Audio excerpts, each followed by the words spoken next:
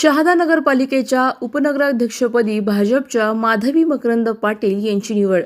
ढोल ताशांच्या गजरात भाजप कार्यकर्त्यांचे शक्तीप्रदर्शन.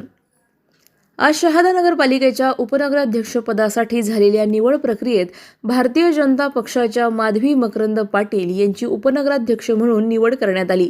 या निवडीमुळे शहरात भाजप कार्यकर्त्यांमध्ये उत्साहाचे वातावरण निर्माण झाले आहे. यावेळी भाजपकडून स्वीकृत नगरसेवक म्हणून कल्पेश रमणलाल पटेल आणि यशवंत गणेश पाटील यांच्या नावांची घोषणा करण्यात आली. तसेच जनता विकास आघाडीकडून स्वीकृत नगरसेवक म्हणून जितेंद्र जमदाडे यांची नियुक्ती जाहीर करण्यात आली.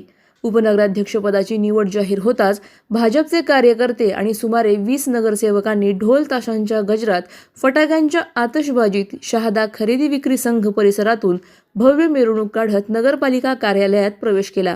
मोठ्या संख्येने उपस्थित कार्यकर्त्यांनी शक्ती प्रदर्शन करत आनंदोत्सव साजरा केला.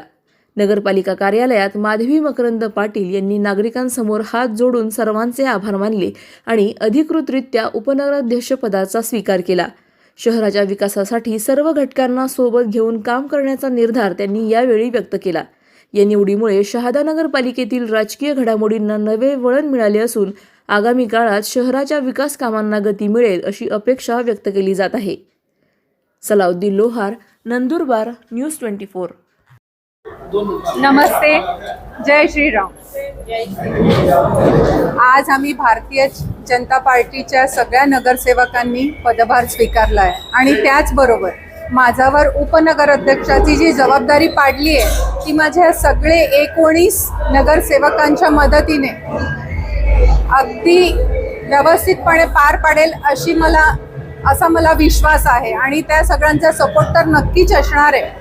पण त्याचनुसार जसं की लोकनियुक्त नगराध्यक्षांनी सांगितलं की सर्वांनी एकत्र येऊन आणि काम करायचंय, पण बोलायची भाषा एक आणि वागायची भाषा जर दुसरी असेल तर आम्ही पण ते दाखवून देऊ की आम्ही काय करू शकतो. शेवटी जनतेने आम्हाला कौल दिला आहे, आम्हाला निवडून दिलं आहे. शहादा शहराला आम्हाला सुंदर आणि स्वच्छ करायचंच आहे, पण ज्याप्रमाणे ते सांगतात की ठराव यायला पाहिजे आणि नंतर मंजूर होणार आहे, तर सगळ्या पदाधिकाऱ्यांनी तो ठराव द्यायला पाहिजे काहीही करताना.